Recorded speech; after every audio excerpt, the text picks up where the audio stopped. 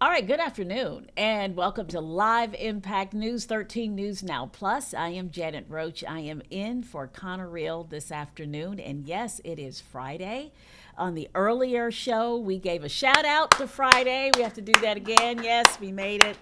We made it to Friday, and it is a beautiful afternoon. And, Naya, I thought we could take a look around at some of the things going on right now. First of all, there is a beautiful cruise ship at the Half Moon Cruise and Celebration Center, the terminal there in downtown Norfolk. Well, we can go here first. There it is. That is the Zyder and we're going to try to get on that cruise ship and just take off and leave. But yeah, that's you see the clouds in the sky. It's still a pretty day out there. And then something else going on this weekend, and that is a rodeo in Virginia Beach. That right there, they're trying to get ready. That's at 3rd Street.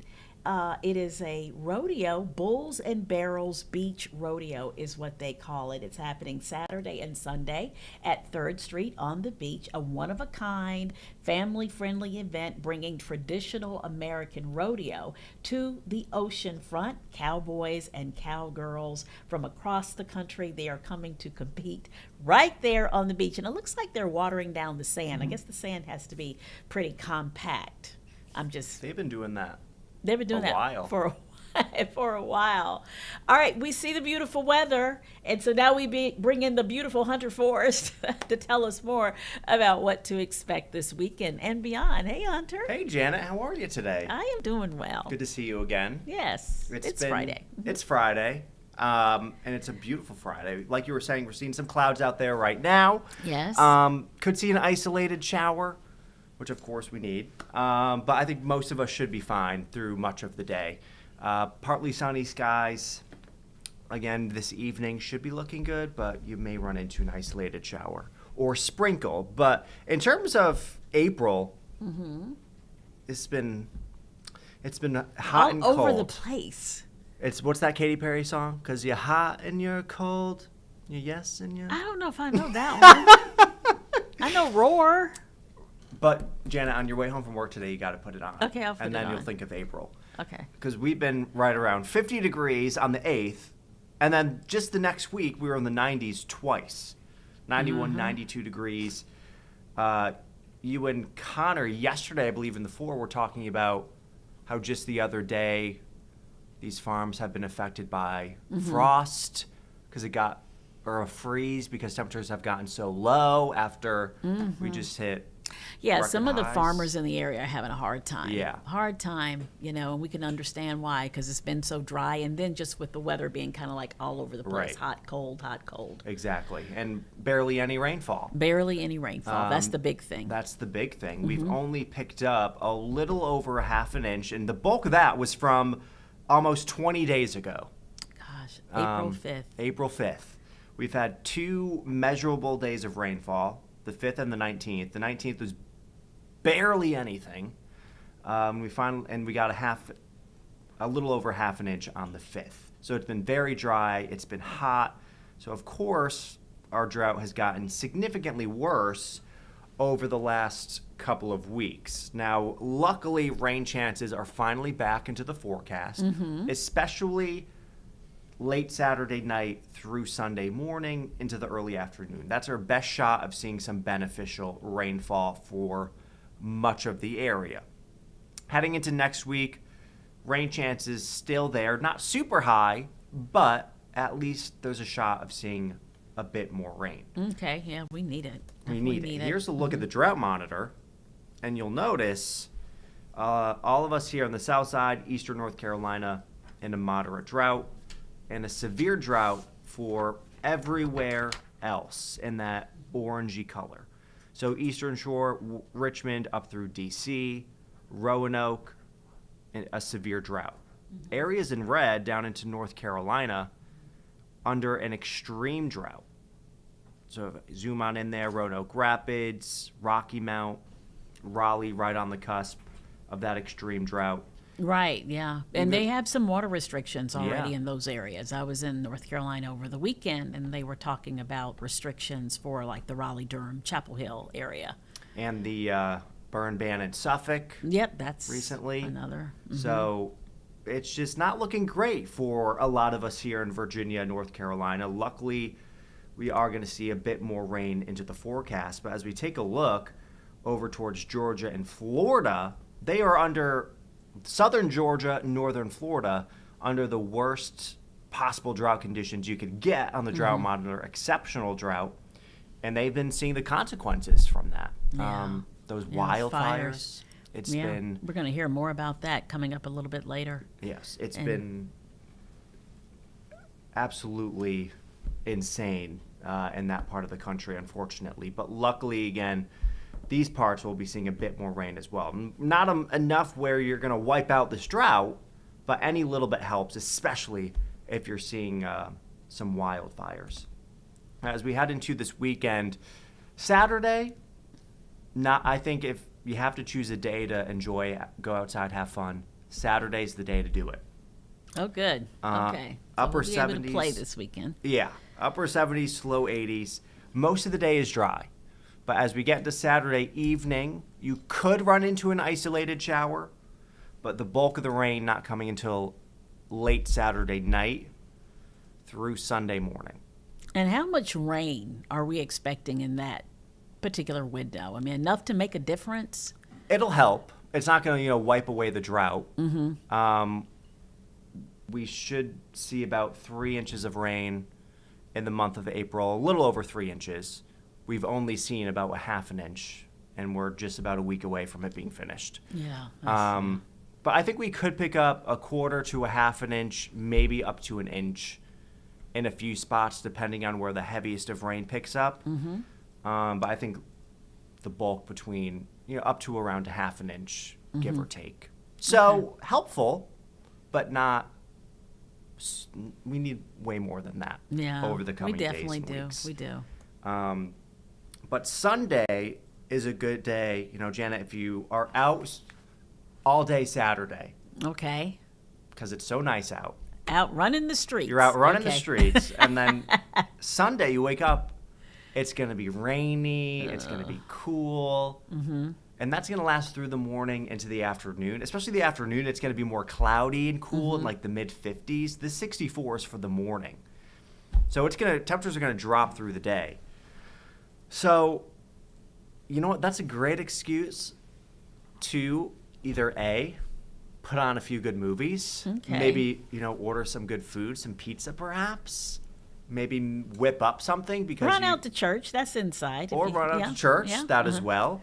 Or like you were saying earlier, not as fun in my opinion, but needs to get done. The housework.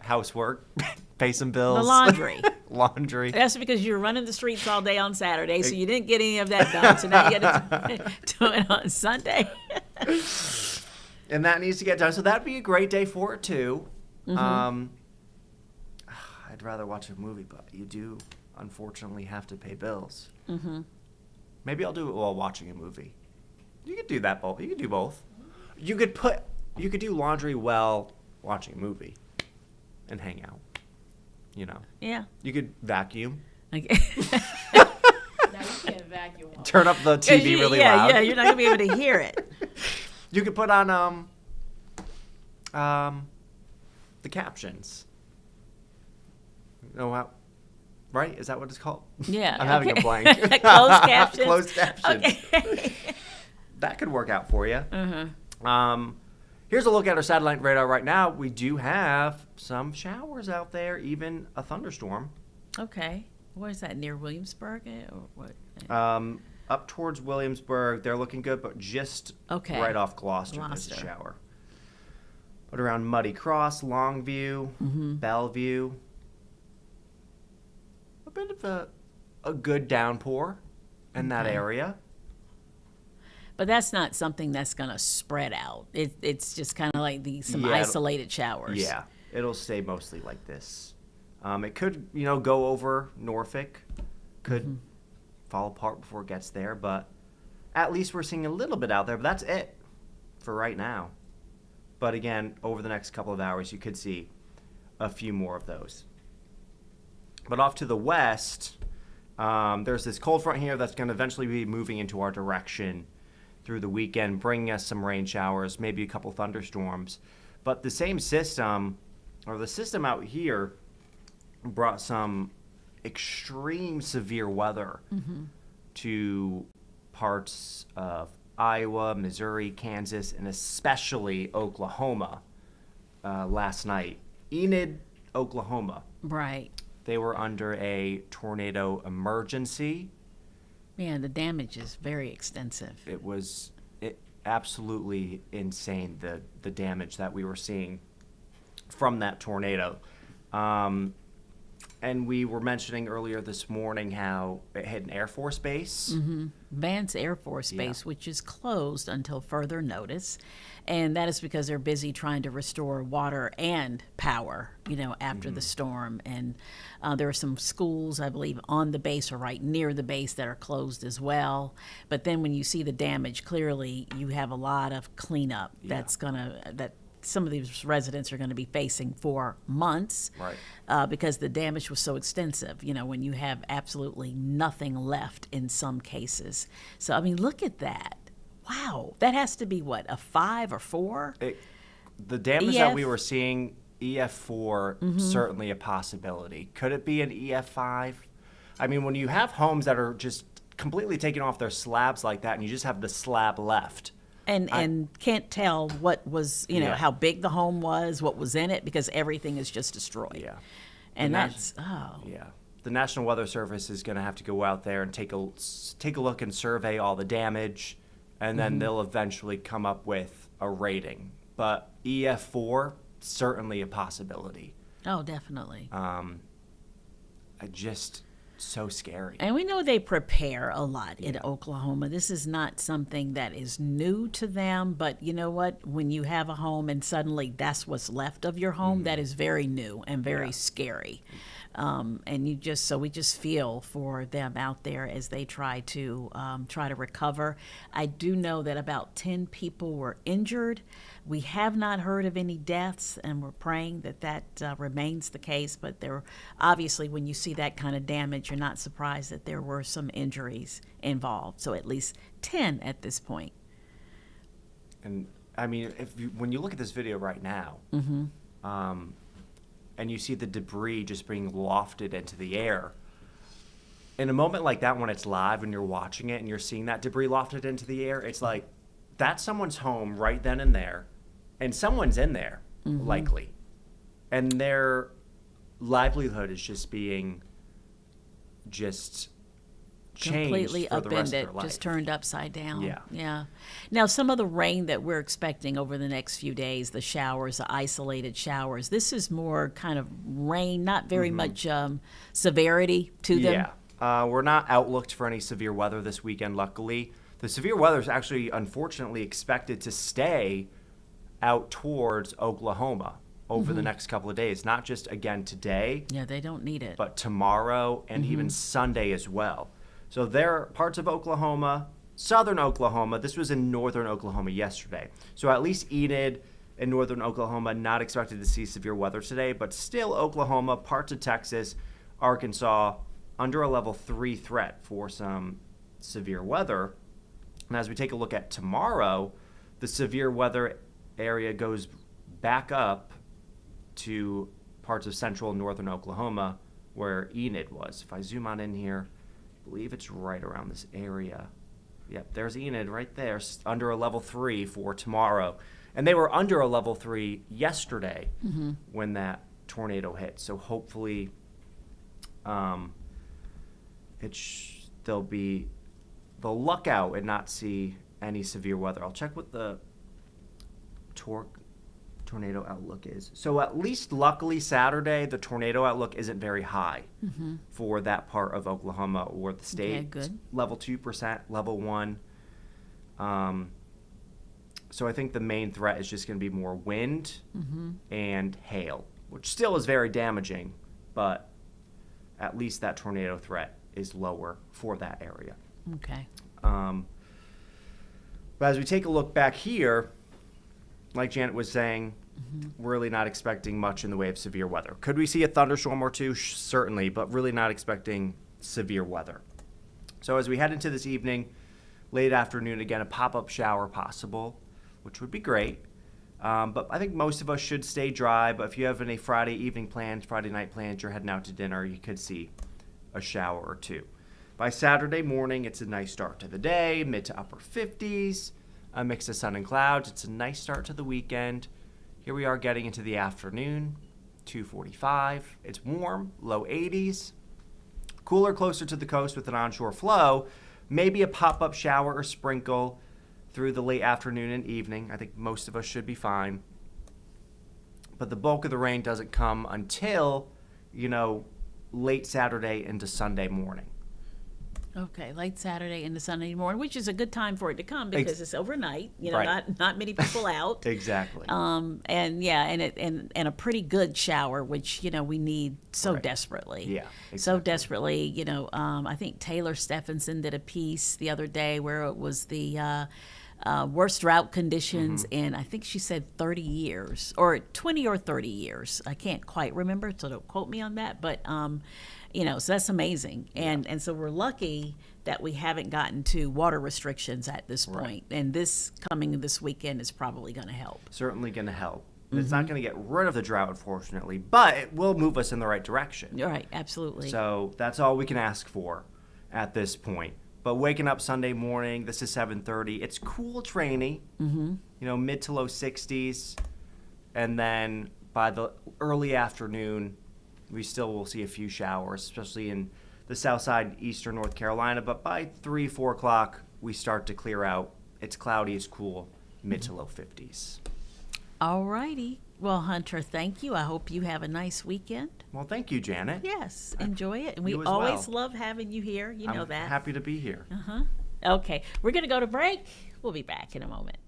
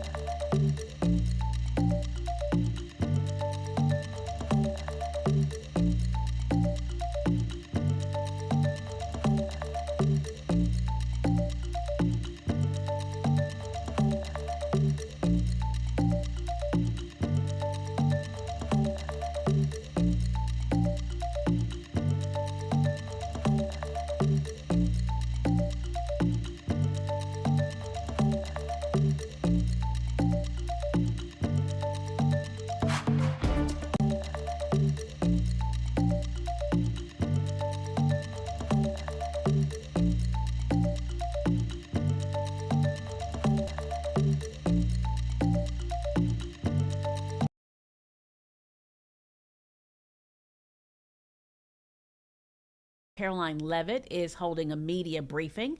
Let's listen in. it is overwhelmingly popular with the vast majority of Americans. And the rescheduling will lead to more research into cannabis as a drug, especially for those who need it for medical treatment. And so the president was willing to take this step to do that at the behest of the American public, who largely support it, and many of his health advisors on his team who he spoke with about it, as you saw them in the Oval Office yesterday discussing it. Karen.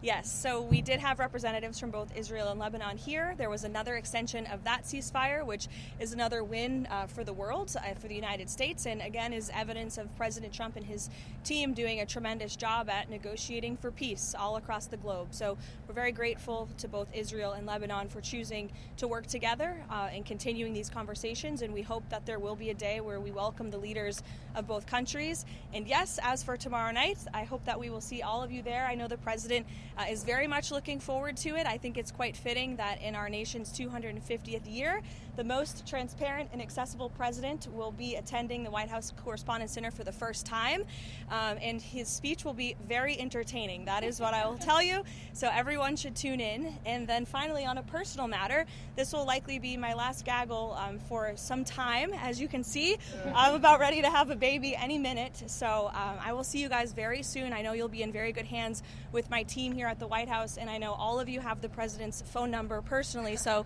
I have no doubt that you will have a shortage of statements and news from this building while I'm gone. So we'll see you guys this weekend. Thank you. You don't know who to deal with in Iran. We're praying for you, Caroline.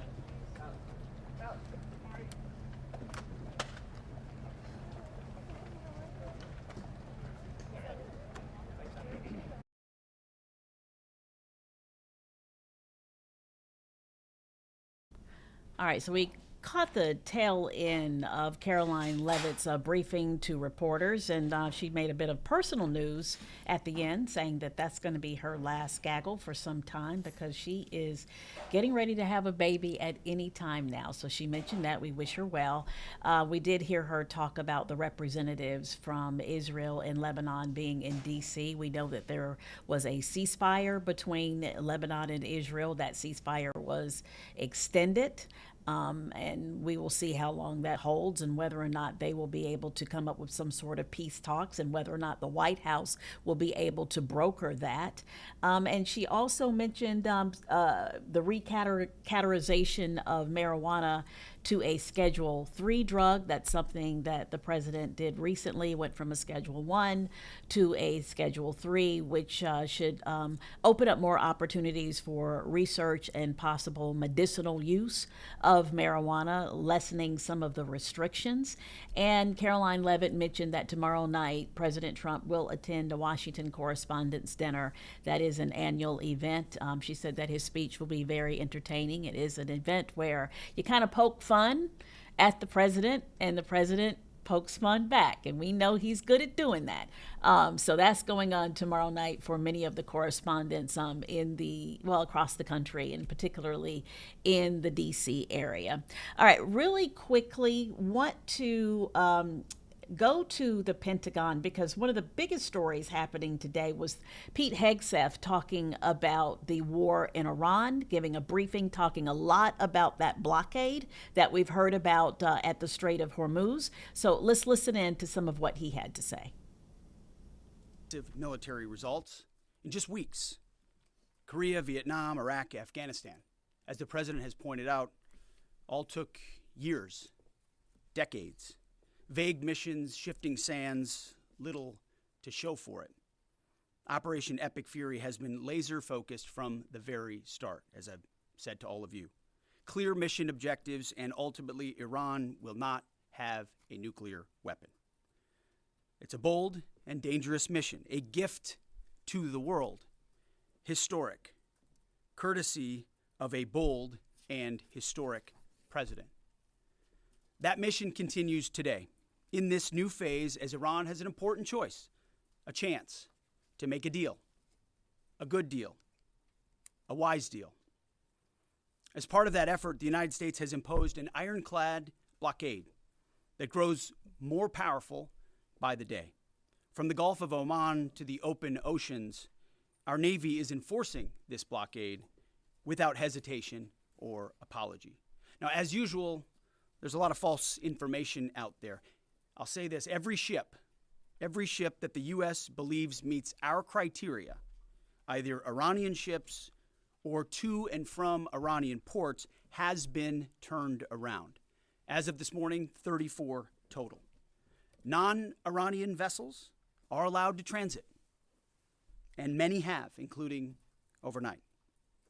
Not only is the blockade growing, in fact, a second aircraft carrier will join the blockade in just a few days, but this growing blockade is also gone global.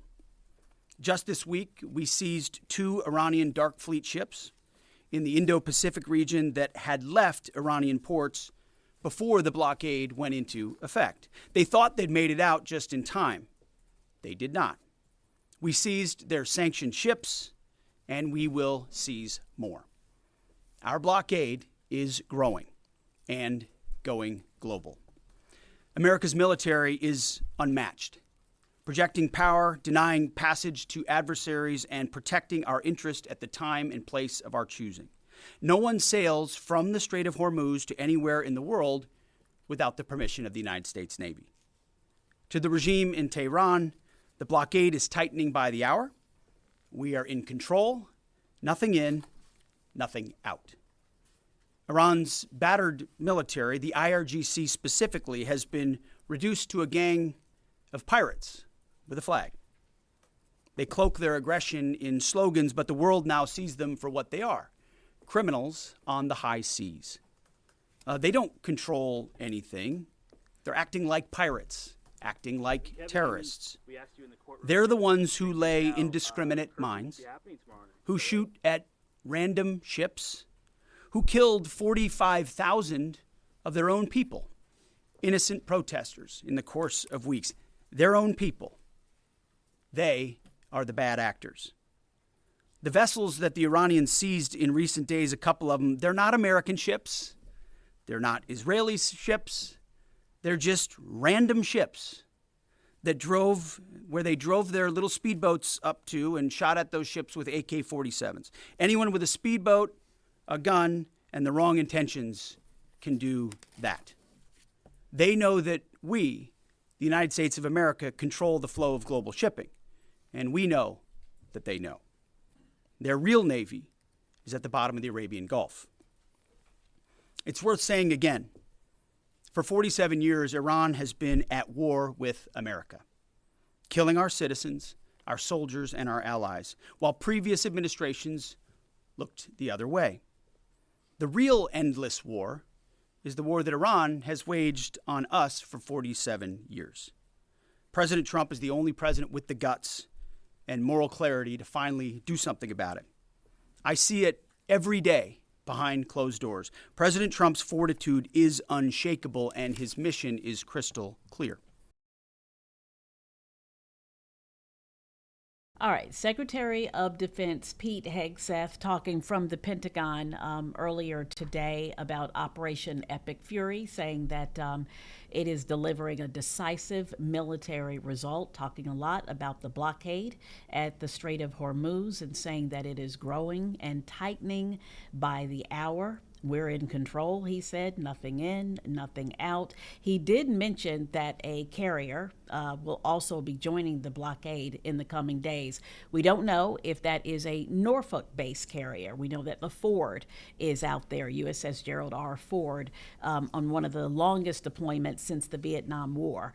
So we'll continue to follow the developments coming out of the Pentagon on the war in Iran, and we'll have much more coming up on 13 News Now at 4, 5, and 6 o'clock this evening. All right, we're going to take a break, and we have a special treat, an interview for you coming up after the break. So let's take a break right now. We'll be right back.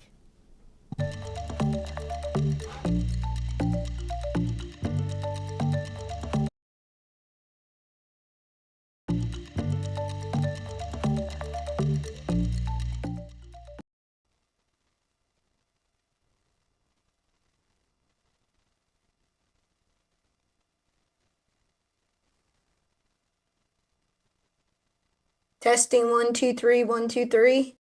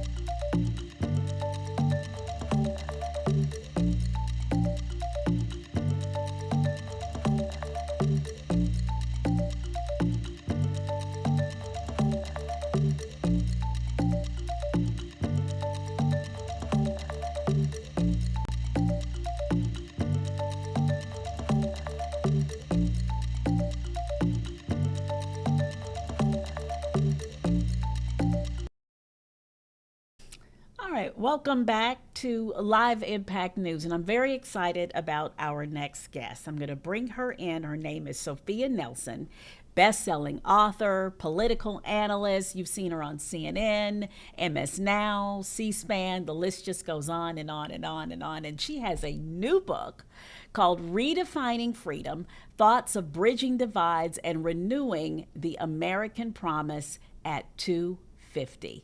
Sophia, how are you? I'm great, Janet. How are you? I'm doing fine. It's so good to see you. Thank you so much for joining us. No, I'm honored to be here. I'm glad to start with Virginia media first. Yeah, absolutely. Absolutely. All right, so you've written this book, and Redefining Freedom. That catches your attention immediately. And we have a shot here on the screen of your book. How do we see freedom? And have we been thinking about freedom in the wrong way? Well, I think it's important for context for your viewers. We're talking about this because in July, America turns 250 years old. And I thought it was important at this juncture to do a pause and to stop and say, okay, I'm glad we're going to have celebrations. I'm glad we're going to have commemorations. But it's also a time of reflection on where our democracy is right now. And I think whether you are Republican, Democrat, or Independent, we can all agree that we have a civic break, a civic divide, that we are a deeply divided country on even things as simple, Janet, as what the truth is and what color the sky is right now. We can't agree on the most basic things. This democracy is fragile right now in our 250th year. And so as we think about freedom, I think that we either are going to go forward with an expansive view, a view that we become a more perfect union, or we're going to regress and go backwards, as it appears there are some in our country who very much want to go backwards. So I think the core premise of the book, Janet, is democracy does not sustain itself. It requires civic engagement, the American people to get involved, to be civically minded, to vote, and we've not done a good job of that lately. Yeah, I know exactly what you mean. It has gotten so ugly. What do you find is like the biggest discrepancy between the American promise of 1776 and the American reality of 2026? You know, that's an important question. It's really important, though, that one of the reasons, I know here in Virginia, for example, over the last election cycle, I'm talking about the 2021 cycle when Governor Youngkin won, there was a real divide here in the Commonwealth about whether we teach history, whether we're allowed to talk about it, whether we keep up things like Confederate monuments, or we go forward differently. And I think that the real divide in this country about where we were in 1776 versus where we are now is that in 1776, the founders understood that they did not want to be under a tyrannical king, period.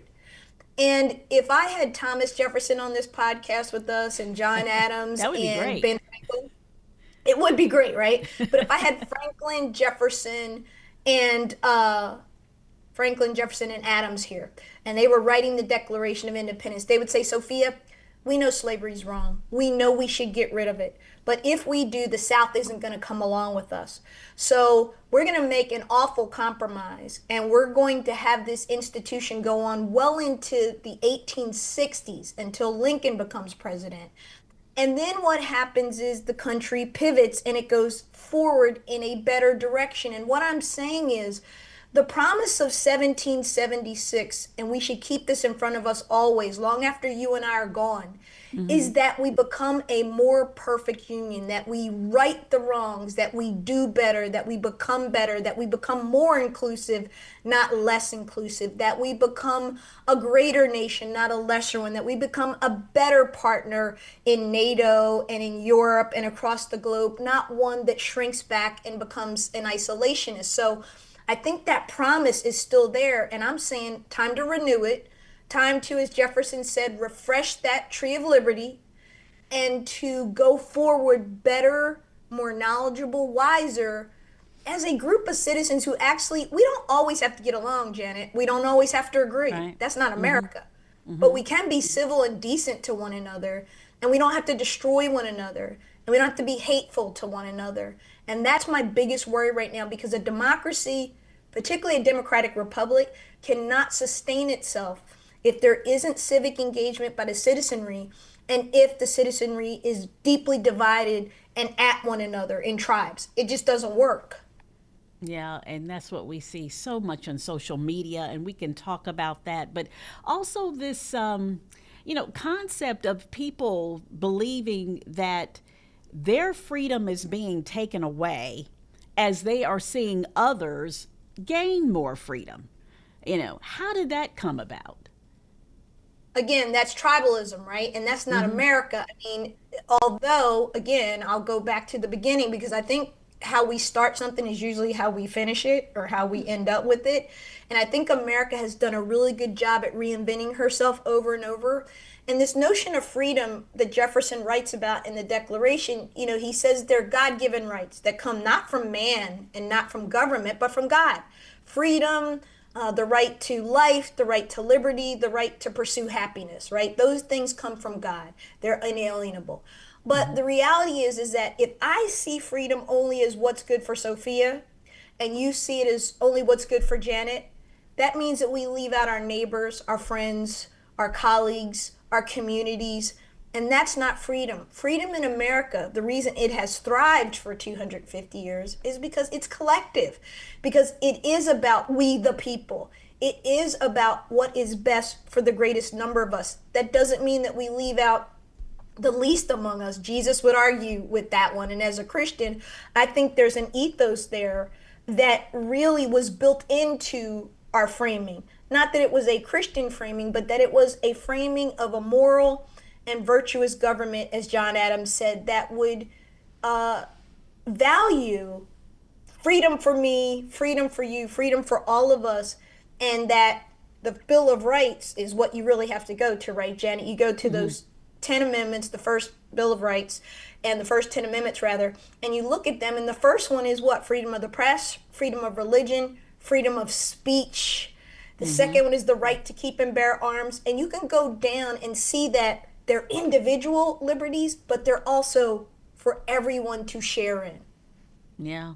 And when you talk about some of the ugliness that we're seeing today, here's where I worry. I worry about this younger generation that's growing up and thinking that this is normal, that this is the way we're supposed to be. And as someone who's been around for a while, I'm always Me too. talking to my kids and just young people in general and saying, I can remember when we were all on the same page, where a fact was a fact, where we weren't making up things, or where you would be too embarrassed to, you valued your integrity. How do you, because I did see where you are devoting the book to the younger generation. Tell me more about that. Well, listen, this is their country. You and I are Gen Xers and, fastly moving into our senior years here in the next decade, and that scares me to think Oh, of don't that. remind me. But that's real. And one of the things I'd like to see, and I talk about this a lot in the book, this book is a very forward looking, it is a pathway forward.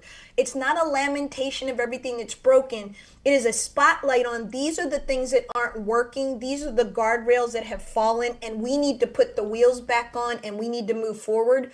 So I'm calling on the younger generation to get involved, to run for office, to vote, to organize, and many of them do.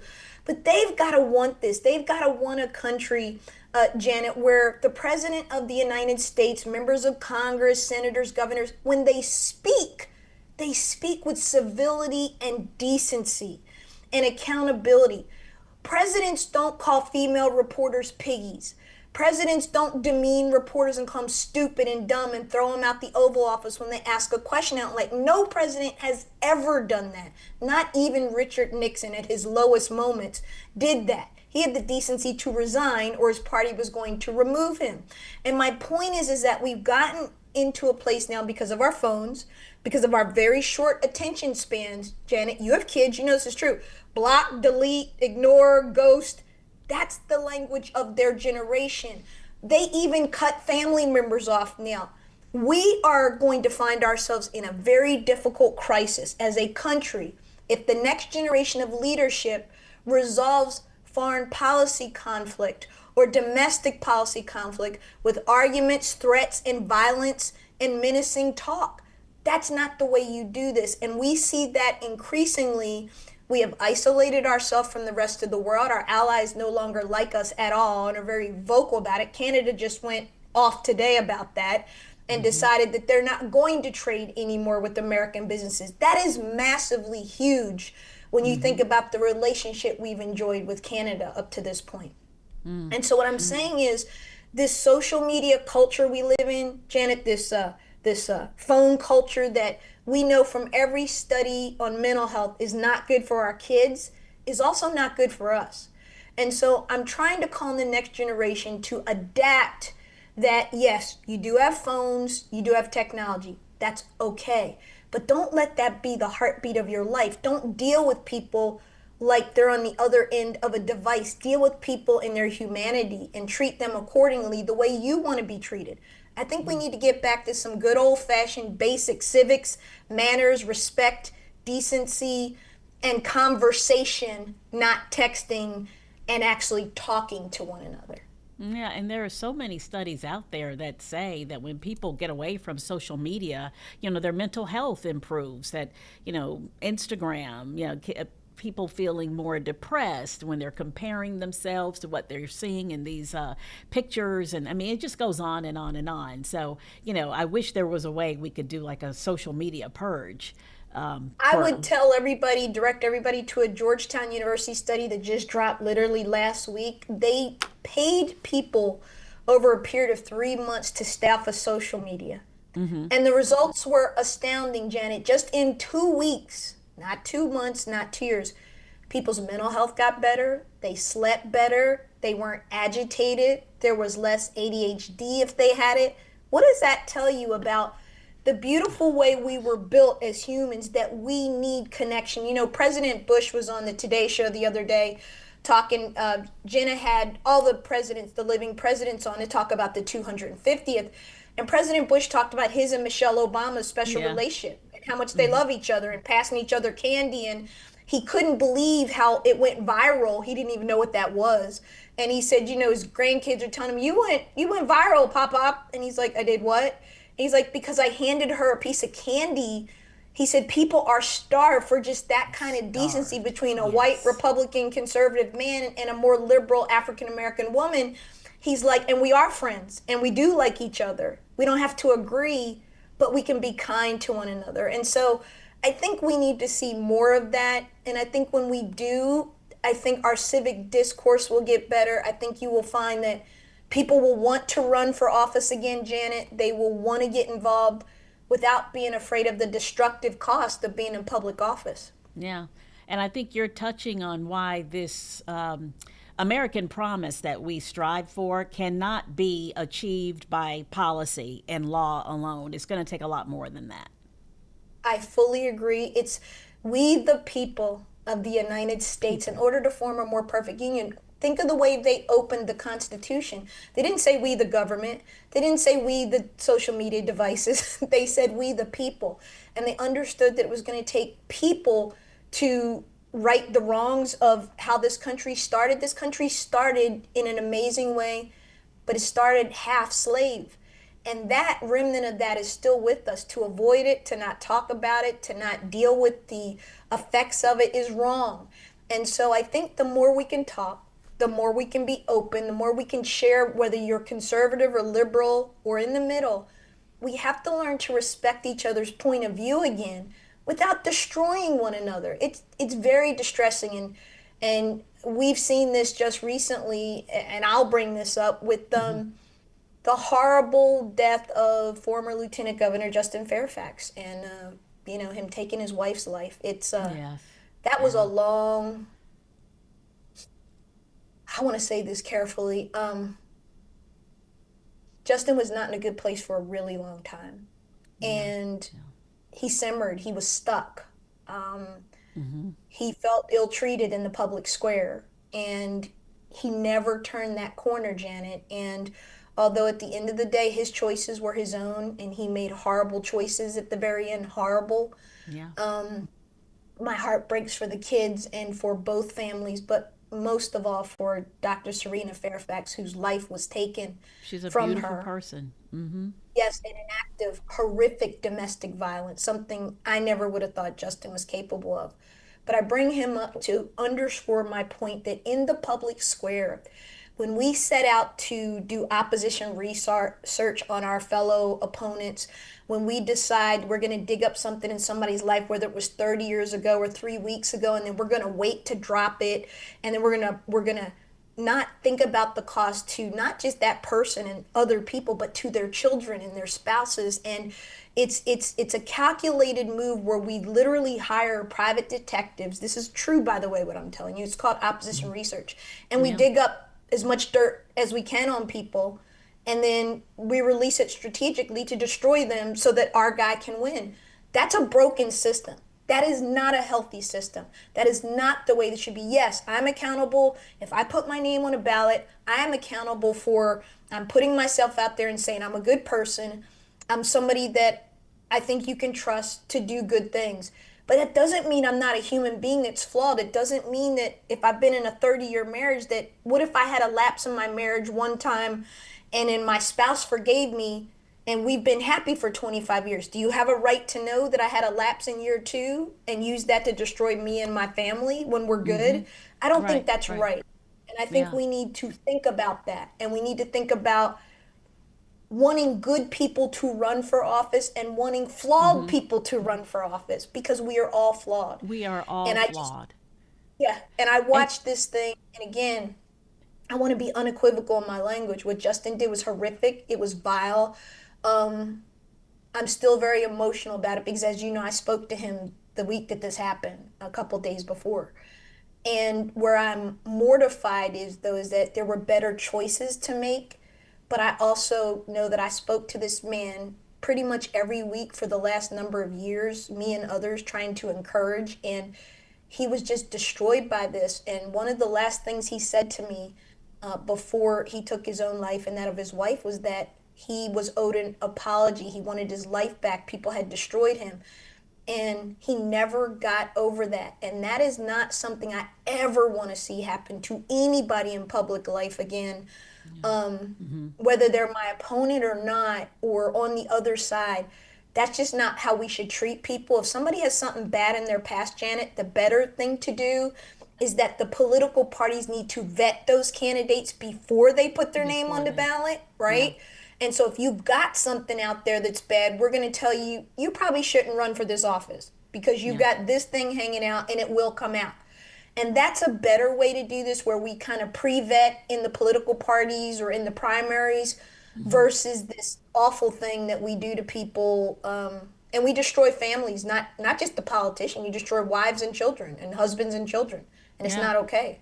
And we should mention what you're speaking of, or those were the allegations in 2019 where he was accused of sexual assault by two different women and went through great lengths trying to clear his name, and just felt like his political career ended at that point. And that's what you mean when you say he never recovered from that. Yeah, and absolutely. And also, I think for context, and anybody can hit Google, I'm a big believer in, I'm a believe the women. I do. I don't think women make these things up. Sometimes that happens, but that is not the norm.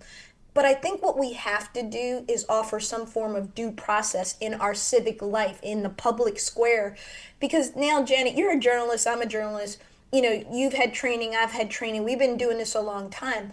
Anybody now with a phone can call themselves a journalist and break news. And so the problem is, once it's out there, once the allegations about anything are out there, you now are on the defense and you don't have a way of due process in order to clear your name or not. You're now stuck with the allegations. And then what happens, Janet, and this certainly happened in Justin's case, no firm is going to hire even a Duke educated and a Columbia law educated guy when he's been accused of sexual assault by two women, even if it was 20 years ago. Because now that firm has to deal with, the women in my firm are going to start screaming at me like, are you nuts? People are going to quit. There's going to be a revolt. Then I have to worry about, if I bring this person into the workplace and this is who they are, am I putting other women at risk, right? So once the allegation is out there, you're finished. And I just think that we've got to do better than that in America and in our civic life. And we really need to stop at this 250th and do more than just have parades and parties and hot dogs. And I plan to do all that too, like you do. But I want to stop and think about the state of my country and what I can do to help make it better before I leave this earth.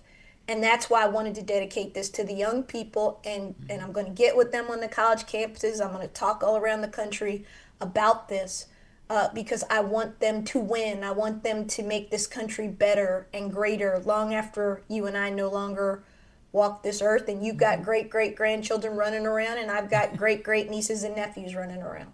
That's my hope. Okay. And on that note, Sophia, we're going to take a quick break. And when we come back, I just have a couple of more questions. Sure. All right. Thanks.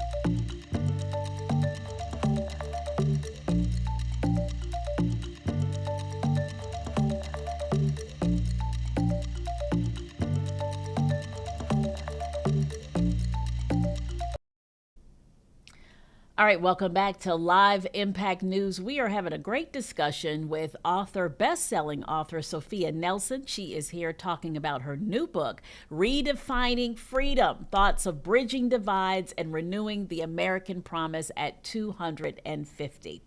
So, Sophia, when you speak about bridging divides, is there a point where the divide is too wide? You know, I'm an eternal optimist, so I say no. I think this country has seen worse days, believe it or not, than what we see now. The Civil War was the real test of America, and if we can get through that period where we literally started shooting at one another and 13 of the states broke off in the South and then Texas out into the West. I mean, if we can come through that, thank God for the leadership of Abraham Lincoln and a strong Congress and a strong cabinet, but also amazing generals and the men who sacrificed for the Union, including colored regiments at the time of former and freed slaves. So if this country can overcome that, I am optimistic that we can overcome anything. But again, Janet, it goes back to teaching our history and not shying away from the bad parts. Just like we all human beings have flaws and issues, your partner doesn't shy away from your bad parts, because if they do, the marriage won't last, the relationship won't last, the family won't stay together. Well, that's the same thing for a country. A country has to be able to look at its blemishes and its problems and the ugly parts, and yet take the best of us and be able to mend those two together and merge them and go forward. And that's what this next generation is going to have to do, because we have serious problems. We have public health problems. We have a housing gap where young people can't afford a home the way we could when we got out of school and graduate school and law school and could buy a townhouse or a condo or a home. Young people are burdened with debt, student loan debt that's not just $25,000 or so. You're talking a couple $100,000, and then they can't find a job. And I can go on and on and on about the gap of wealth, right, between the baby boomers, our parents, and us, Gen X, and then the millennials, Y and Z.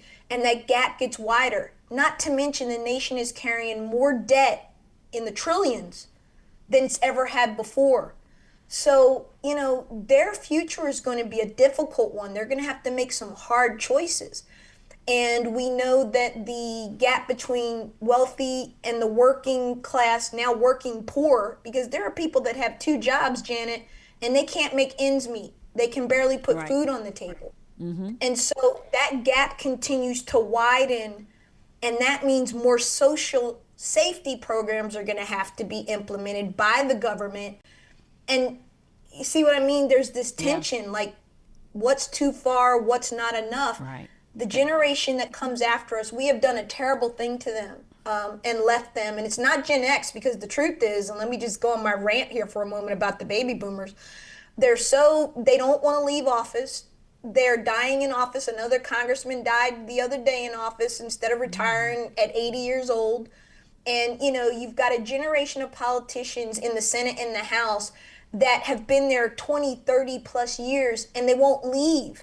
And so you have people making decisions, Janet, about a 21st century world who literally came into office, some of them in the 70s, 60s, and 70s plus. So I think that we need term limits. I think we're going to have to take a hard look at how we freshen leadership up and how we have younger people whose future is at stake making decisions versus a bunch of old people who've already lived their lives making decisions for people that they won't even be around to see get to their age. Does that make sense what I'm saying? No, it makes a lot of sense. And it kind of goes into, my next question. I mean, you think about, so much of this is about individual responsibility. And when you want to redefine freedom, you have to make sure that you include all the voices and the voices of those who have been historically left behind. And that becomes the challenge. How do you make sure that those who feel alienated feel included? Well, there it is. I was very intentional about redefining freedom. I could have chose a lot of different words. I almost went with reconstructing freedom. But I landed on redefining because I don't want to reconstruct it as much as I just want to shift it a little bit to Okay. be inclusive in a 21st century world. I don't want to throw away the Constitution or the Declaration. I love both of them. It hangs right behind us on the wall here. And I can say them both almost from memory, and how scary is that? But the point is that I want to take the best parts of who we are and understand that the Constitution is an 18th century document, folks. I said 18th century. We live in a 21st century world. And so you've got to understand that those core principles are what you want to adhere to. Freedom, liberty, equality, equanimity, all those things are good. But to your point, Janet, and you've nailed it, democracy does not sustain itself. It requires all of us. Virginia, for example, just went through this with this redistricting referendum, right? And although it passed, the courts now have put a stop on it. It will go to the Virginia Supreme Court. Yep. I've got mixed feelings about what they do with it. I think it's got a 50-50 shot of either being overturned and being sent back or not.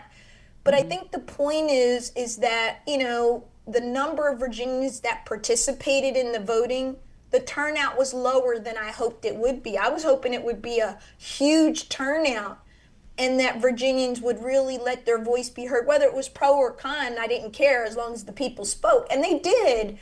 But I think that when you look at a vote that was 2 to 3 points it passed by, I think folks thought it would pass by a bigger margin. And so freedom means we are working in a bipartisan way of fairness and of not just a zero-sum game of, well, I'm doing this because they did it over there, or I'm doing this and I'm going to be against it because it doesn't benefit my party. Right. And I think that shared freedom, that shared responsibility calls on all of us to understand that when we want to redefine, all we're saying is we live in 2026. And there are those among us who, Janet, are being very clear right now that they want to go backwards. They don't want diversity and inclusion. They don't want women to serve in the military at the highest levels.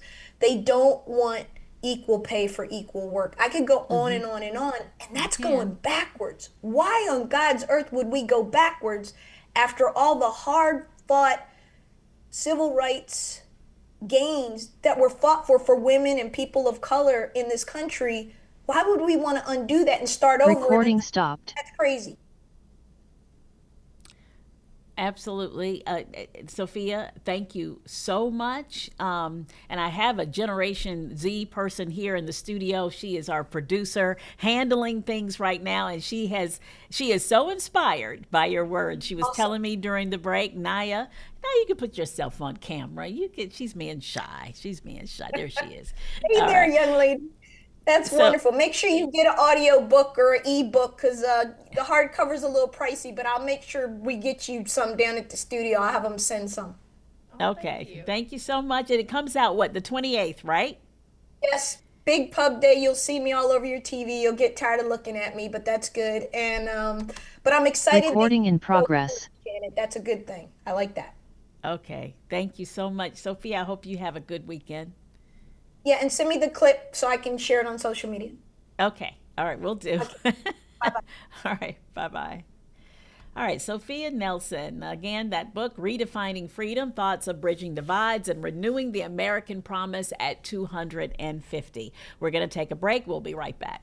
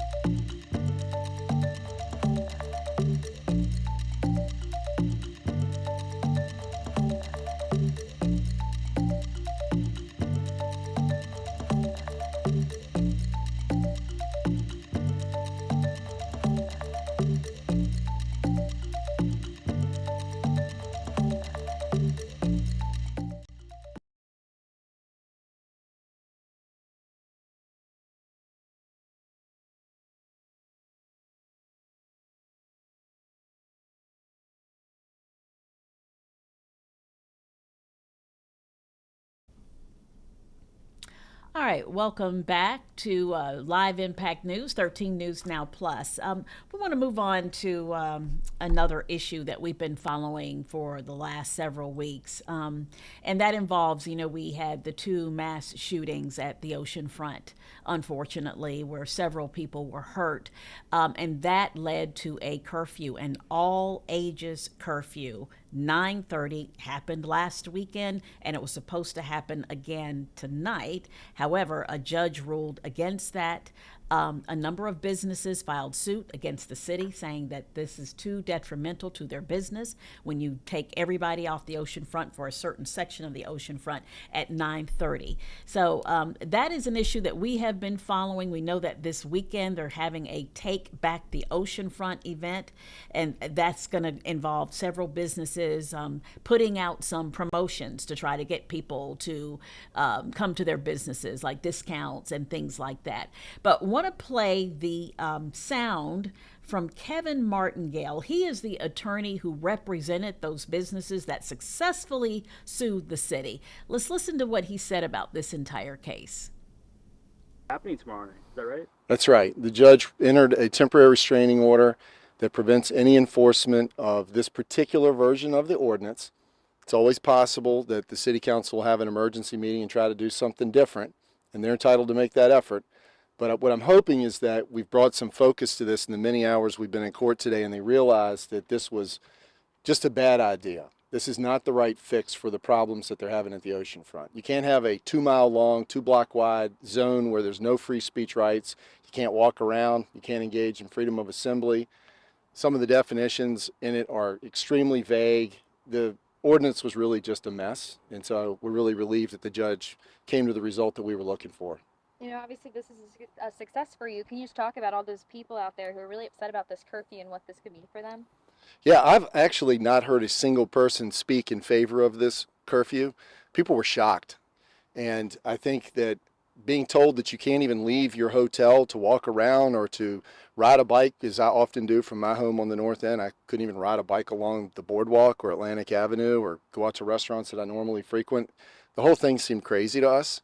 And I really felt for the employees of these businesses and the business owners who were right here. I mean, it was terrible and terrifying, and not just because of a 3-night situation, but the precedent that it would set. This is a really big deal to clamp down on a large area like that with thousands of people involved and say, no, from 9:30 p.m. until 5 a.m., you're not allowed to be out unless it's for particular purposes. And we're allowed to stop you and ask, where are you going? Why are you going there? Show me your papers. That's not the way we ought to be doing things in America, and it's not the way we do things in Virginia Beach. Can you talk to me a little bit about the economic impact that you've been mentioning that these businesses were facing? Yeah, I mean, Peabody's is here to tell you they lost thousands of dollars. Bill Dillon, the owner of Abbey Road, recently invested $1.7 million in an upper deck area and add on to the top of his restaurant. There, he needs to make plenty of money to be able to pay that off. We've got the 4 ice cream shops. They sell frozen yogurt, Sweet Frog, and they were being deprived of all their walk-by traffic. For all of them, this was a really scary time, and I'm so grateful that they were willing to come forward and do this, not only on their own behalf, but on behalf of everybody else being adversely affected. That means the visitors, the other business owners, the citizens, the residents, the people who live inside the zone, the people who live outside the zone. This was a matter of freedom for a lot of people. And fortunately, this judge did the brave thing and did the right thing and entered the temporary restraining order, and I really respect her for that. Can you explain, why did you all win today? Because, like you said, it's been a long day, but obviously the lawsuit that happened on Tuesday didn't move forward. But why did you all win today? Well, our facts were a little bit different. On Tuesday, an individual who lived outside the zone tried to challenge a certain portion of it with certain legal arguments. Today, we had a different situation. We had 6 business locations and an individual. We brought a myriad of different challenges and arguments, particularly focusing on constitutional issues of free speech, equal protection, and due process. And so it was just a different presentation, but I had the advantage of having people and businesses located within the zone. And so I think that was the chief difference today. But I will tell you, I was sharing information back and forth with Tim Anderson, who represented the person on Tuesday, We were in a very cooperative situation. And I want to stress, this is not about left and right side politics. I know a lot of people who are on the left and who are on the right and people who aren't political at all who were extremely upset by the existence of this curfew. And the fact that so many people from so many different political persuasions agreed on this is something that tells me I think we got to the right place today. Your So- message tonight for the people of Virginia Beach that are watching this case closely. Go out and enjoy the oceanfront. There's a 2-mile long area that you should be allowed to enjoy and that you're allowed to enjoy tonight, but not just tonight, also tomorrow and also Saturday night. Saturday night there's a big concert event and a lot of other things going on. The city was going to allow that to go forward, but not Friday night. And that by itself was something the judge pointed out. That didn't make a lot of sense. If this weekend was supposed to be so dangerous based on history, then why have something open Saturday night but not Friday night? I think the answer is obvious. The city didn't want to take away its own planned events, but they didn't have a problem taking away the events belonging to everybody else. That's a problem. That's economic favoritism. In fact, that's favoring themselves over all the other private businesses. So the decision is in its way narrow, right? Obviously, Yes. the judge says that preponderance of evidence would probably go your way should this thing proceed. So you have the temporary restraining order now. Does this proceed in any way? Well, once we get through the expiration of the temporary restraining order, then I don't see the need for the existence of this suit anymore. If the city comes back and does something that's very similar, then we'll figure out, do we need to amend the existing lawsuit or do we want to just have a new separate lawsuit? So there are a lot of what ifs that we're not really able to figure out just yet. But what I'm hoping is that the city council takes a step back and really considers the structure of its government. Under the council manager form of government, the city manager and the chief of police work in tandem to ensure public safety. It is not up to the city council to go thrashing about trying to create new ordinances and new things for them to use. They've got plenty of tools in the toolbox. Local ordinances, state laws, they don't need more. They just need a better strategy to use what they already have. So let me just ask one more here, because there was some discussion, and I'm not sure if this is germane to the decision, but I was interested by the discussion that was had with Deputy City Manager Amanda Jarrett about this traffic practice run, right? I was out there Friday, Saturday. A lot of my colleagues were here. I'm sure business people were. Did anyone think that there was some kind of traffic practice run going on, or did they think that those barricades and barrels were part of enforcement of the curfew? From the perspective of my clients and the first witness we called today, what it certainly looked like was an early shutdown that was in fact related to the curfew. If they want to say that it was a practice run for traffic, then they can claim that. I don't know what the truth is. I will tell you I'm not familiar with huge practice runs dealing with traffic control of that nature. And it seems like a big coincidence that it just happened to be done on the same night as the first night of the curfew. We know this much though. If they didn't jump the gun through putting out all the barrels and starting to direct all the traffic off, they did jump the gun by going around with a police bullhorn telling everybody that the streets were all closing down due to an imminent threat curfew. And they did that before 7 p.m. on Friday night.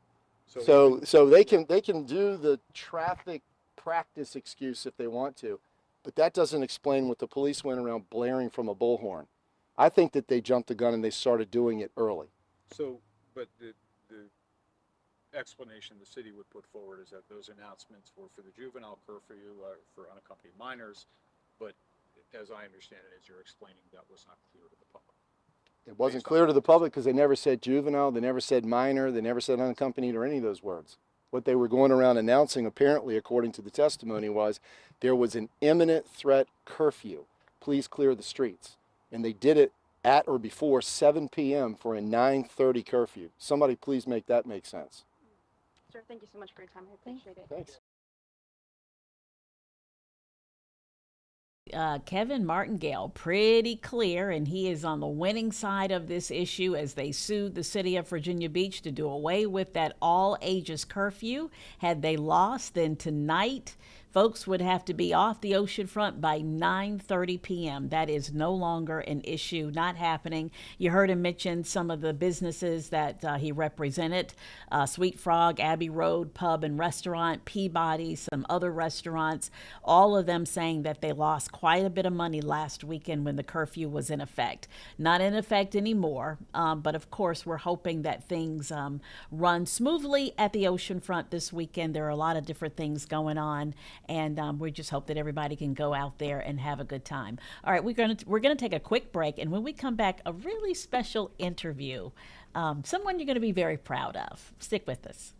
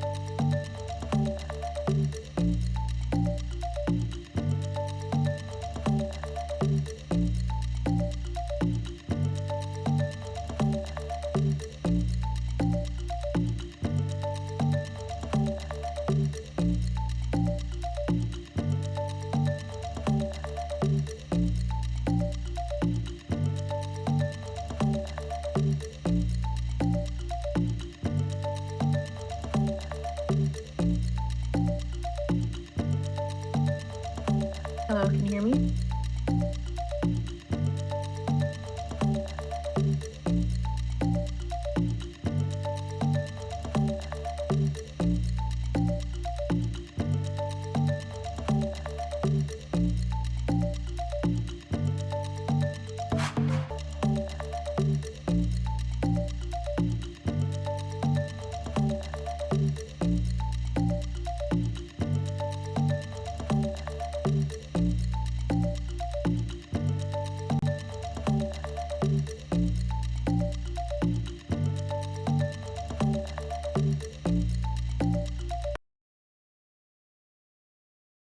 Impact News. Let me read something to you, okay? The Big Ten Conference announced the University of Southern California track and field's Madison White as the Women's Track Athlete of the Week for April 22nd, 2026. The junior ran school record times in both the 4x100 meter relay and the 400 meters over the weekend at the Mount Sac Relays. White broke 2 USC program records and set up top 10 times in NCAA history in the women's 4x100 relay and the women's 400 meter just an hour apart. That's pretty impressive, right? Well, Madison White is from right here in Hampton Roads, Newport News, homegrown Heritage High School, and she joins us now. Hey, Madison. Hello, thank you for having me. Oh, I am so proud of you. And full disclosure, Madison used to run with my kids in Newport News. So we have been friends with her family for many years. And so we're very proud of you, Madison. How did it feel? I mean, you broke that record. You ran a 49.64 in the 400 meter relay, or 400 meters. And so how did you prepare for that?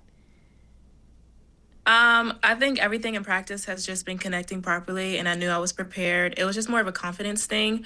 I'm coming off of LSU, good 400 outdoor opener, and I knew everything was in place, and it was just going to come together when it did. And me and my coach didn't really exchange many words before the 400, so because we already knew everything was going to hit. So it was just a long time coming. Oh gosh, a long time coming. You do work pretty hard. And then that 4x100 meter relay, that was great as well. Tell me about that. Yeah, so me and my teammates, we were Mia, who was the second leg on that relay. She was super excited that day, and I'm like, I've never really seen her this excited before. So I think she just knew deep down that something amazing was going to happen that day. We all knew it. We all have great chemistry. We all are very flexible, and we just knew that we have such a great team, such a good four people that could be on this relay. We just knew everything was going to connect, and especially Mount Sac is always where it hits for us. So Ah, we knew it was going to be a good. We knew we were going to have a good time, good meet, good handoff, good relay. okay. So for the 400 meters, I used to run that a whole lot slower. You ran a 49.64, and that is also the ninth best time in NCAA history, right? Yes. Gosh. When you saw the number pop up, when you finished that race, I mean, what were you thinking?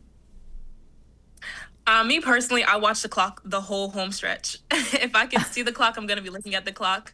So I like knew that it stopped at 49, and then I'm like, wait, did I actually just do that? I knew it was gonna. I kind of felt like it wasn't really gonna hit right then, but if you ask anyone else, my coaches, my parents, everybody, my teammates, everybody knew that it was in my reach.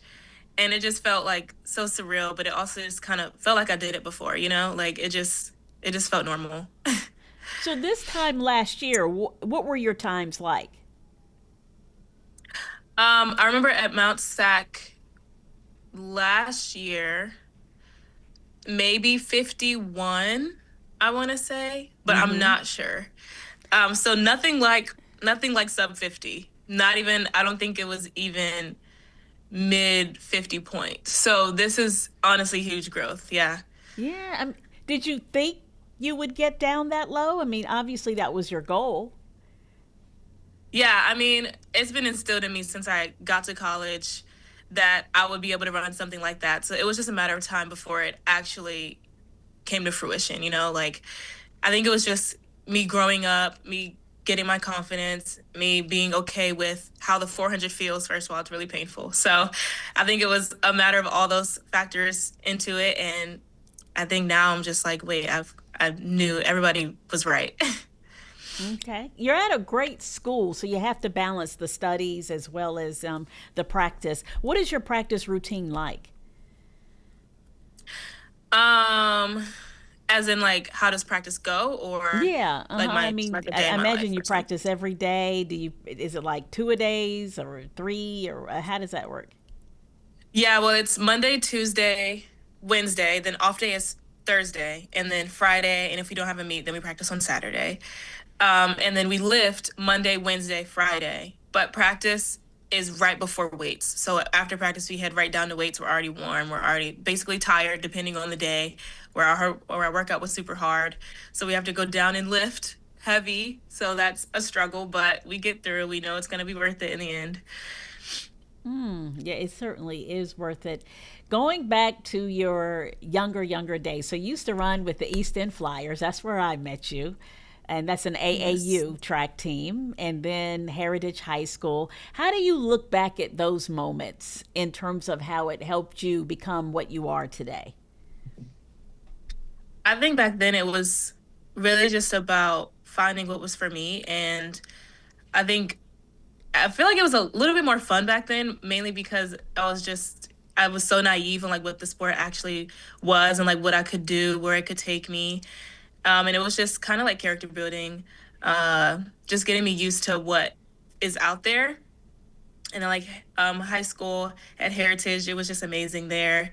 I think it was really just kind of like school in the movies, where it's just like you're an athlete and you're also really good at school and you have all these friends and stuff like that. So and then coming to college, it was kind of just a few levels up from that.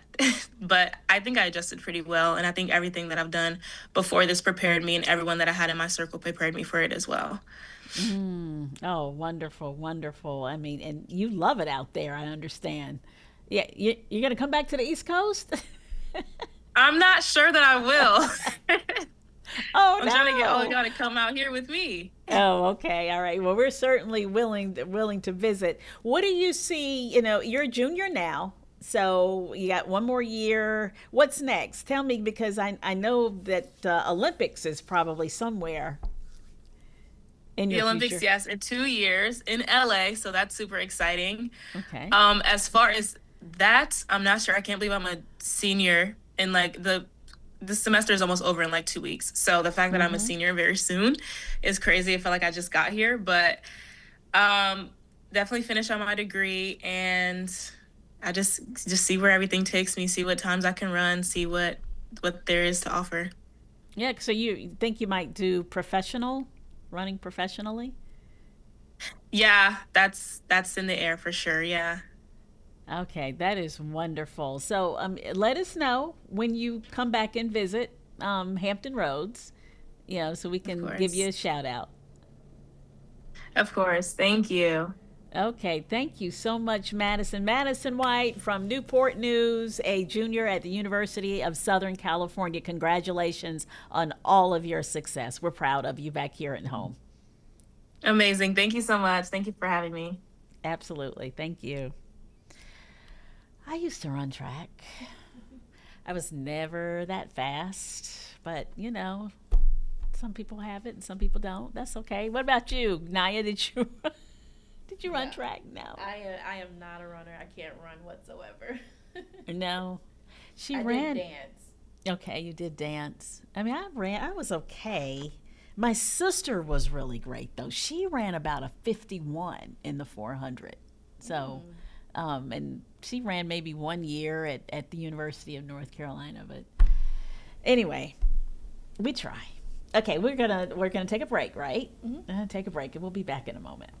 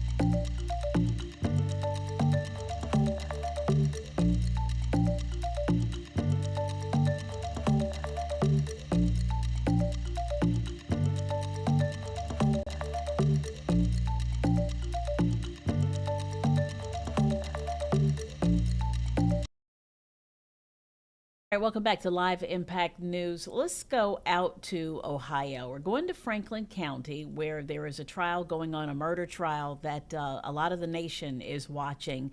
It is because of the shooting death of 23-year-old Casey Goodson Jr., shot and killed by a sheriff's deputy, by a Franklin County sheriff's deputy by the name of Jason Mead. This happened back in 2020. There was a trial that ended in a mistrial in 2024. He is being retried.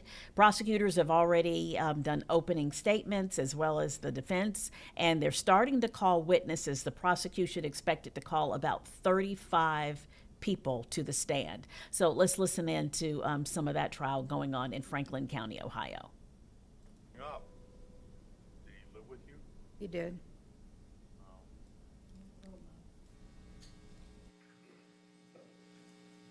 And this was before your husband passed away? It was, yes. Did they have a fairly close relationship? They had a very tight bond. Did your husband have a nickname for Casey? Tank. Tank? Mm-hmm. How did he come up with that nickname? He was fat when he was a baby. Okay. So he thought he looked like a tank, huh? Mm-hmm. Yes. Did that nickname stick with Casey? It did. Did you use that nickname? No, I called him CJ. CJ? Mm-hmm.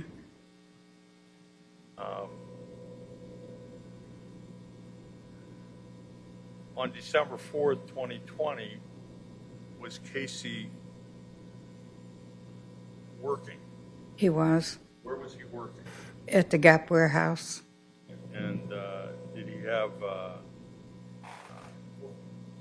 he was in the warehouse doing labor in the... Right. Exactly. Doing labor, packing, different things. And did he have fairly normal working hours? No, not at the time when he was murdered. What were his... Overruled at this time. What were his working hours? He worked from 4 o'clock in the afternoon, and they had a special going on till 3 o'clock in the morning because it was during the holidays. So if they worked so many days in a row with a day off, without a day off, they got a bonus. They received a bonus. So that was an incentive that the employer had. Exactly. It's Mm-hmm. Christmas season. It's Mm-hmm. busy season. Mm-hmm. Okay. And Casey was looking to earn that bonus. He was. Objection, overruled. Prior to working at the Gap, had Casey been working? He went to school to get his CDLs to drive semi truck, and he was driving semi cross country. Okay. And when did he stop doing that?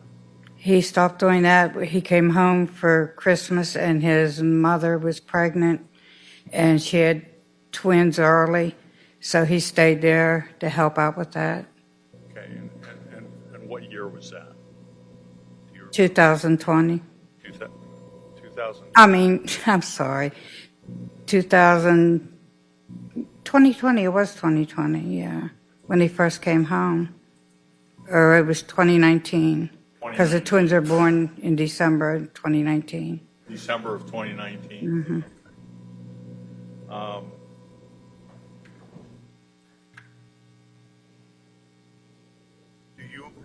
Back then, did you own a car? I did. What kind of car did you own? 2011 Nissan Versa. Okay. And did you drive that car? I did at times, but Casey drove it more than I did. Okay. Was that his ride to work? Yes, it was. Yeah. Did that car have a radio? A radio? Yes. Yes, it did. Did Casey use it? All the time. The radio? Mm-hmm. Okay.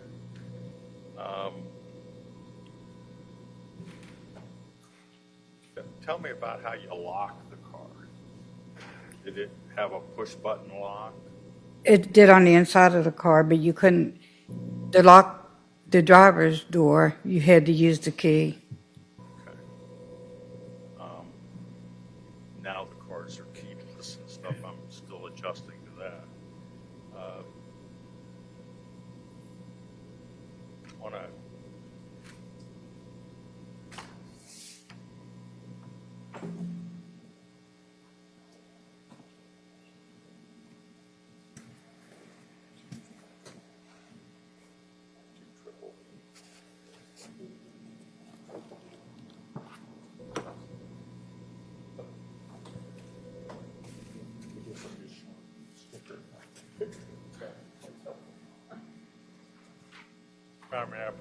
You may.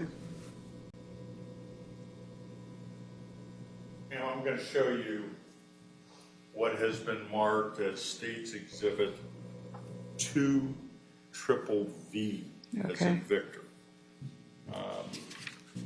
You recognize what that photograph depicts. I do.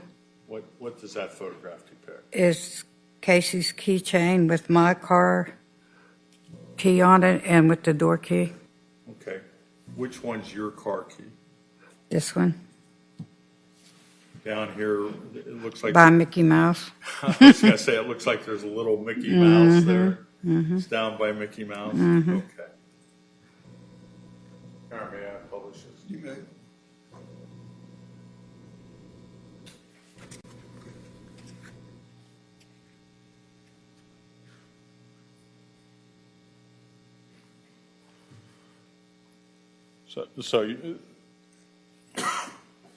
This is the Mickey Mouse right here, It is. and right above it is.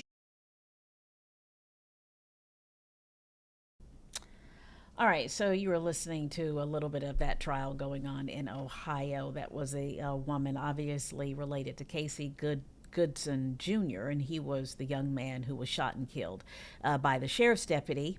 And she's testifying about her knowledge of where he worked, the fact that he was had gotten a CDL license so that he could work, and so we'll continue to follow this trial and keep you up to date on any developments with that as we go along. We're going to take a break and we're going to come back and talk about some Georgia wildfires going on. You know, we have some drought conditions here. We have that burn ban going on in Suffolk. And so we're going to talk about some of the things that they're having to go through in Georgia with how dry the weather has been a little further to our south.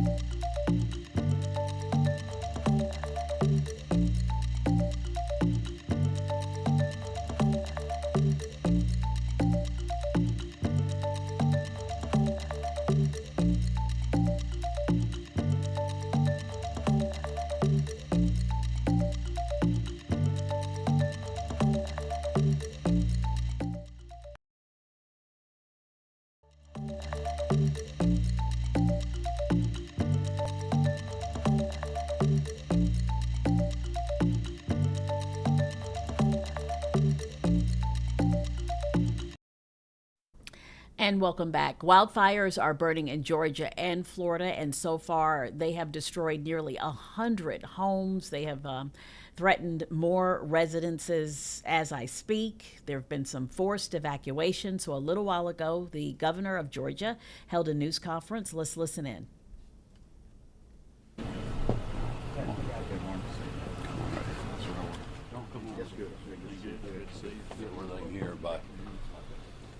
All right, well, good morning or good afternoon, whatever time it is. Just real quick, I want to let everybody know who we got with us, standing behind us, and just appreciate all these folks' assets and things that they're doing. Appreciate the Lieutenant Governor Burt Jones being here. These are in no particular order, by the way. Our Agriculture Commissioner Tyler Harper, Insurance Commissioner John King, Secretary of State Brad Raffensperger, Labor Commissioner Barbara Holmes, many members of the General Assembly, and Congressman Austin Scott. I just want to start by, first of all, thanking Congressman Scott, President Trump, the folks in the White House, really all our federal partners. We've had a great response for them as well as the locals. So we're very grateful for all the local first responders, sheriffs, police chiefs, law enforcement, fire chiefs, volunteer firefighters, anybody you could imagine is doing everything that they can to help with these fires. And we are very grateful for their partnership. And from our visit out there just now, you cannot believe how hard these people are working. Very tough conditions, but they're doing a great job, and we're grateful for that. So every fire in the United States is measured so the feds working with the states can figure out where to put resources. The two fires that we're fighting, among many others in Georgia, but the Pineland Fire and the Highway 82 fire, ranked number 1 and 2 in the country. So we got the two most dangerous, biggest, problematic fires anywhere in the United States within, really just a very small area that we're having to fight. So as you can imagine, it's a lot for us to have to deal with. We looked at all the records going back historically with the state. We believe that these two fires have created the most lost homes ever in the history of our state. So being the number 1 and 2 ranked fires in the country, also the most homes lost ever in a Georgia fire, really shows you just how bad these two fires are.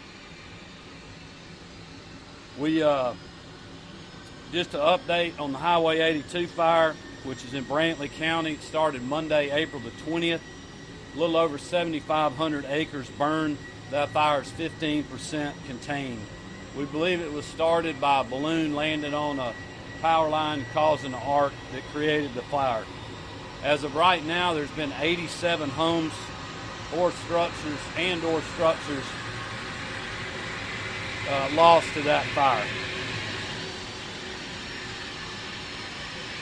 We have over 800 fires. Can y'all hear me all right? Okay. We got over 800 homes that are in harm's way right now, and that's what the folks on the ground, one of the things that they're doing, are trying to protect.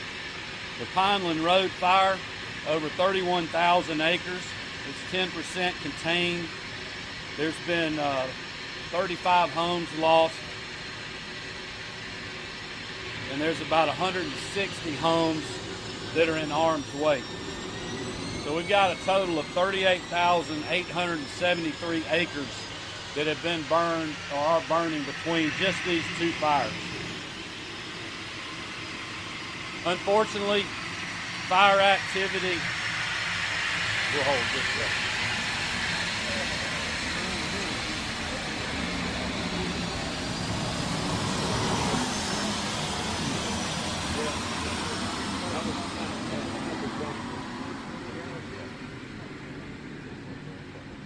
Unfortunately, we believe that fire activity is going to remain extremely high throughout the weekend. And really, we need a change in the weather. I was telling Marty earlier, we've got to get her not only her pray shirt, but a pray for rain shirt, because that's what we need. We need a change in the weather. But until we get that, we're just going to stay after these fires and do everything we can to keep them contained and also protect homes and obviously lives. We also have Florida, Alabama, and South Carolina that are facing similar issues. So we've been swapping resources back and forth, and obviously resources are getting shared with our neighbors. Director Sabo issued a burn ban for the 91 counties in South Georgia on Wednesday, so it's about from the middle of the state down. This will run for 30 days unless extended. I would like to add, I know it's aggravating for people not being able to burn debris in their yards and other things, but we just need to make sure to adhere to the burn ban. Any fire that breaks out that we have to go chase or the locals do takes resources away from us dealing with these devastating fires that potentially can burn another home. So I would just ask all Georgians to please adhere to the burn ban in the 91 counties. As you know, I issued a state of emergency for the same 91 counties. It'll also run for 30 days. I mentioned earlier we've been in touch with the White House and all our federal partners after Saturday's fire started, and we're grateful for their assistance. FEMA approved a fire management assistance grant for Clinch and Eccles County. They also approved a federal incident management team, which is 75 skilled National Fire Safety Team professionals that's helping us with management of the fire. The Georgia National Guard has 6 air assets able to help with fire suppression. Department of Natural Resources and the response teams are deployed, as well as the Insurance Commissioner's Office. The Georgia State Patrol is providing support with traffic and other things. The Department of Agriculture is doing a host of issues, livestock relocation. Their law enforcement division is here, and many other things. We also have other state agencies involved: the Department of Human Services, Georgia Department of Transportation, Department of Community Supervision, and we have a fire team from the Department of Corrections that's helping us. So I'm going to call on Director Sabo to come up and give you an update from the Forestry Commission standpoint and all that his team is doing on the ground. Then we'll hear from Director Lamb and General Wilson, and then all the folks behind me are here to answer any questions you may have when we get done. Director? Yes, sir. Thank you, Governor.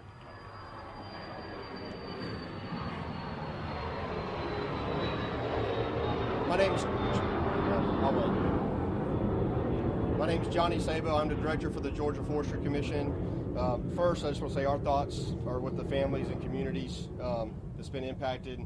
It's not just a number. We understand that this is your livelihood, extremely disruptive for your life, and for that we are truly sorry, and we are doing everything we can to quickly contain these fires. I also want to recognize the firefighters, first responders, and partners who have worked around the clock. Many just who have not went home, who just stay out on the line and keep fighting. So thank you to them. We are currently experiencing extreme to exceptional drought. Exceptional is as bad as it gets. There's not a number higher than that. And that has caused our wildfire activity to succeed our 5-year average as far as number of wildfires. To put that in perspective, in the last 30 days, we've had over 800 wildfires for 43,507 acres. So most of that acreage is unfortunately Highway 82 and the Pineland Fire, but any spark, change, grill is causing new wildfires for us.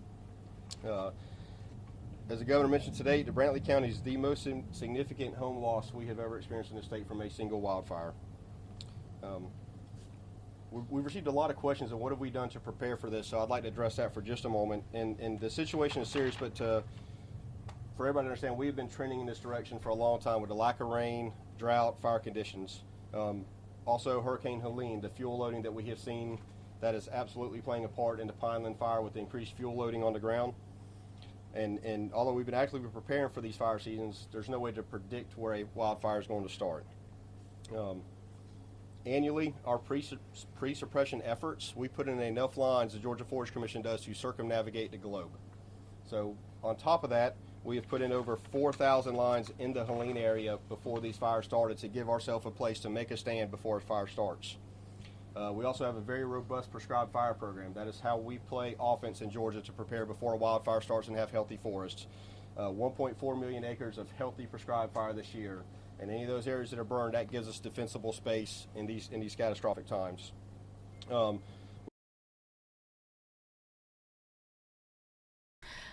right, you've been listening to officials in Georgia talking about wildfires there, and the governor saying the 2 most dangerous wildfires right now in the United States are in the state of Georgia. And so far, about 38 1,000 acres have burned. There are two fires, the Highway 82, only 15% contained. They've lost 87 homes in that fire. And in the second fire, only 10% contained, and they've lost about 35 homes in that fire. So things very dry with drought conditions throughout the southeast. And they have thousands of people working to try to get those two fires contained. We're going to switch over really quickly to Florida because we want to talk about there have been some missing students from the University of Southern Florida.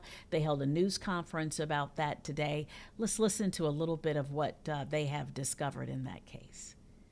Florida Police Department Chief of Police, Chris Daniel. We are here today as our community has been shaken by the disappearance of two USF grad students, Nahida and Zamil. I am heartbroken to announce the discovery of human remains discovered on the Howard Franklin Bridge earlier this morning. Just now, those remains were positively identified to Zamil. How did we get here today? We have a suspect in custody. How did that happen? Today at approximately 9 a.m., we received a domestic violence call for service. Units responded. We knew that this was the home of the suspect. Units responded. We were able to take the family out of the residence and get them to safety. At that time, we commanded the suspect to come out to our deputies. He refused. That happened for some time, about 20 minutes or so. Commands were continued to give to the suspect. He did not respond, nor did he come out. At that time, SWAT was activated. SWAT responded. And at approximately 10:36 a.m., SWAT arrived on scene. SWAT then mobilized and commanded the suspect to come out of the residence. At that time, he came out peacefully and was taken into custody. These are the charges of the suspect. The suspect's name is Hisham. The charges we have so far are domestic violence, simple battery, domestic violence, false imprisonment, tampering with evidence, failure to report death to LEO or MEO, and unlawfully hold or move a dead human body in unapproved condition. Let me just take this opportunity to talk to you before we get into questions and before I hand it off to Chief Daniel. You know, Sheriff Cronister's number one priority is to keep this community safe and to locate these two USF students. And working collectively with USF Police Department and Chief Daniel, we did that. We looked and we had every stone uncovered between his assets and ours. When I tell you I had hundreds of detectives and deputies and assets looking for Nahida and Zamil, that is the truth. Anywhere between my criminal investigations division, my special investigations division, aviation assets, marine assets, drone operators, and SWAT and our crisis negotiation team and our bomb team here today. This is still an active investigation, so you will have a lot of questions, and I will answer them to the best of my ability. But please understand, I will answer them as best as I can without jeopardizing the investigation we have thus far. I want to thank our partners. I want to thank again, Chief, thank you for all your help.